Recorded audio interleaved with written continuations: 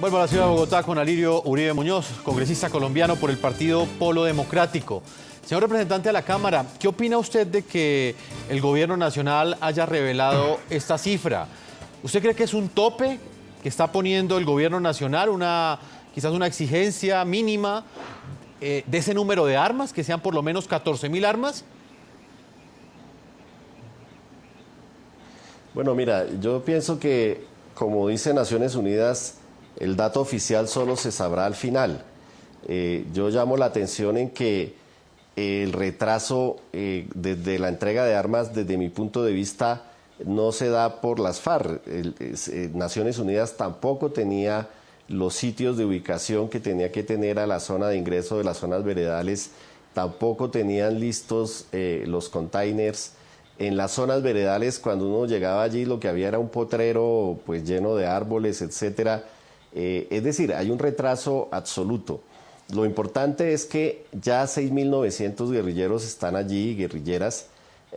Efectivamente se han presentado unos 300 deserciones según las cifras del Ministerio de Defensa, que eso puede estar por el orden del 4% del total de la guerrilla, que eso es usual y es normal en cualquier proceso de paz.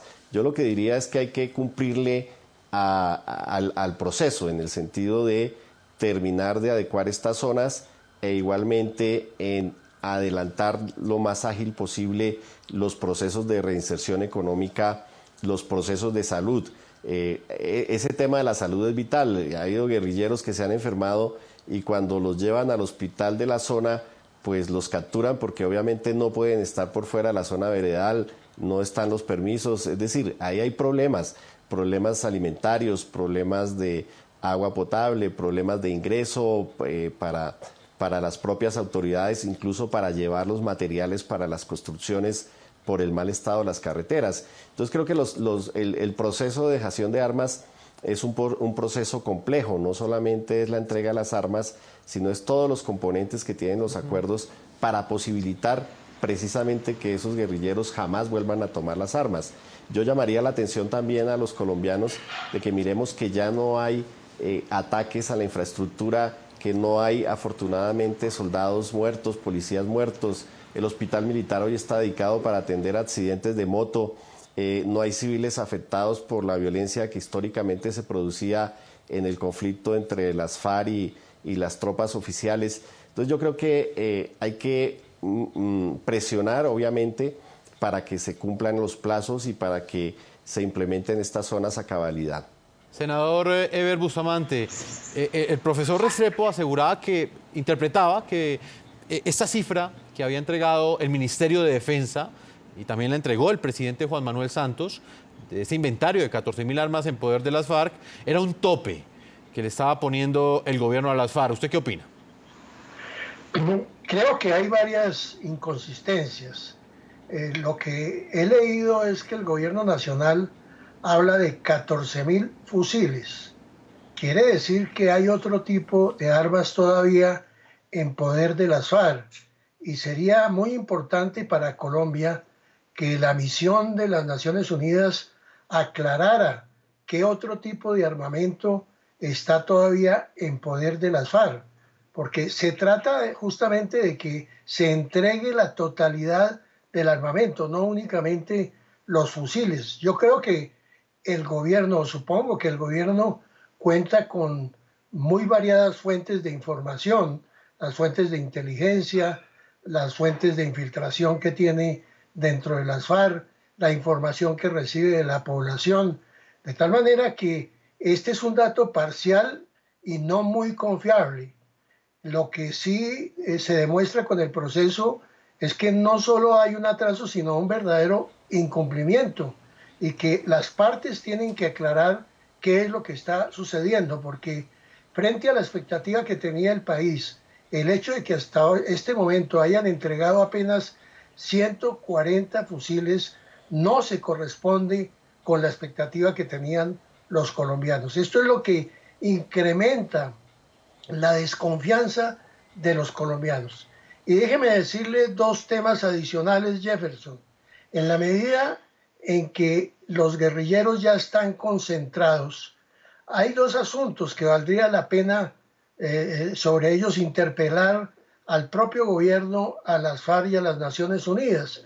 Es la situación de los niños en poder de las FARC. Se supone que esos niños en este momento están en esas zonas veredales y por lo tanto se debería dar una máxima prioridad a la devolución de esos niños a sus familias, porque de lo contrario las FARC continuaría en flagrancia en la medida en que mantiene a esos niños sujetos a las influencias propias de todo el conflicto y de toda la actividad que desarrollan las FARC.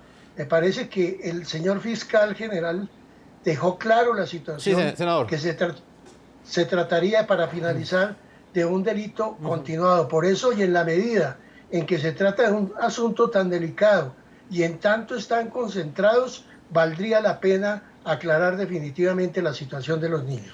Representante, se nos agota el tiempo. Congresista Lirio Uribe, quiero que en este último análisis planteemos lo que ha venido sucediendo en las últimas semanas. Las FARC, pues obviamente ha denunciado una serie de problemas logísticos al interior de estas zonas veredales transitorias de normalización. ¿Usted cree que ese retraso en la dejación de las armas responde únicamente a la adecuación logística de estas zonas o hay algo más de fondo? Hay una desconfianza un poco más interna al interior de las FARC y eso es lo que está retrasando este proceso. Bueno, yo creo que tiene que ver con la improvisación, obviamente, en la implementación de las zonas. Y insisto, ese proceso de dejación de armas no se puede hacer en un potrero. Eso tenía unos procedimientos. Las zonas veredales tenían unas zonas delimitadas de recepción de civiles, las zonas campamentarias, las zonas de recreación, las zonas de alimentación, las baterías de baño, etcétera. Y en muchas de esas zonas eso va apenas en un 20%, el gobierno dice en un 80%, pero no es cierto. Cuando uno mira las imágenes y demás, pues se da cuenta que eso va a duras penas en un 20% respecto del 100%. Y eso afecta, obviamente. Igual Naciones Unidas está adecuando los campamentos. En las imágenes que ustedes vieron, allí los militares y Naciones Unidas están todavía en instalaciones que son temporales, que no logran. Entonces tampoco Naciones Unidas tiene la capacidad de ir a un potrero a hacer esa revisión de las armas. O sea, para ustedes son y solo mucho más problemas logísticos. al otro tipo de armas que debe tener las FARC. Yo pienso que hay la voluntad y ellos se concentraron y ellos llegaron allí a pesar de que no había nada. Yo creo que el problema es logístico, pero obviamente eso tiene componentes políticos, es decir, es falta de previsión, es corrupción o yo no sé qué habrá ahí, pero no entendemos por qué. Recordemos que en términos reales, si el plebiscito hubiese ganado el sí, el 2 de octubre, ellos se tenían que concentrar el 3 de octubre. Entonces pasó octubre, noviembre, diciembre, enero, febrero, marzo, y realmente es lamentable las condiciones en las que se encuentran. La mitad de los guerrilleros que están en las zonas veredales necesitan salud, están enfermos, necesitan especialistas, necesitan exámenes clínicos. Eso lo hemos podido constatar. Entonces, creo que el gobierno definitivamente tiene que meterle al acelerador a esto.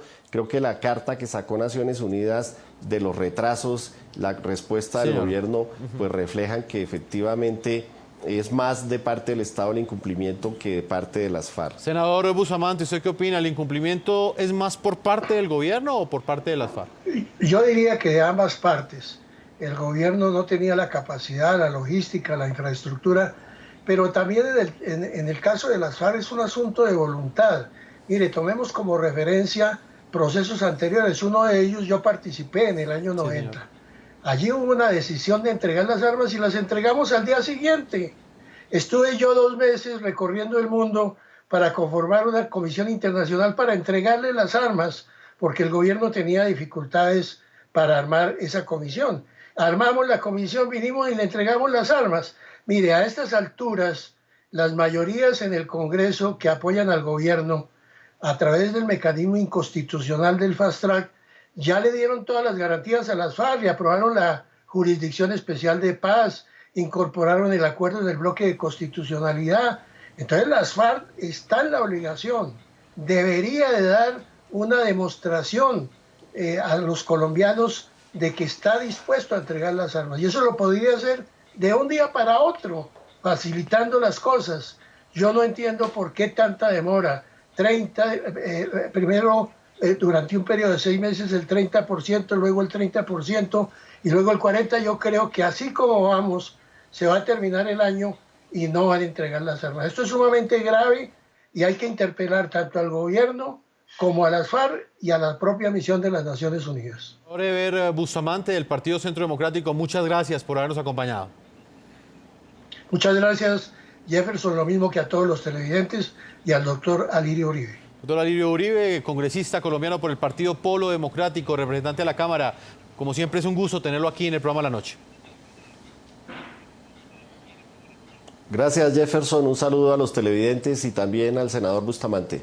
Vamos a hacer una segunda pausa comerciales. Cuando regresemos, le estaremos presentando la última parte de esta crónica que ha realizado nuestro periodista Oscar Ramírez en 2 de esas zonas veredales transitorias de normalización que ha habilitado el gobierno para que en este momento cerca de 6.900 guerrilleros estén concentrados, al parecer, con 14.000 armas, que es la cifra que ha entregado el Ministerio de Defensa de un inventario que no han explicado de dónde salió, pero es una primera cifra que entrega el gobierno. 14.000 armas al interior de las FARC, que serían dejadas en los próximos meses. Una pausa y ya regresamos a la parte final de este programa La Noche.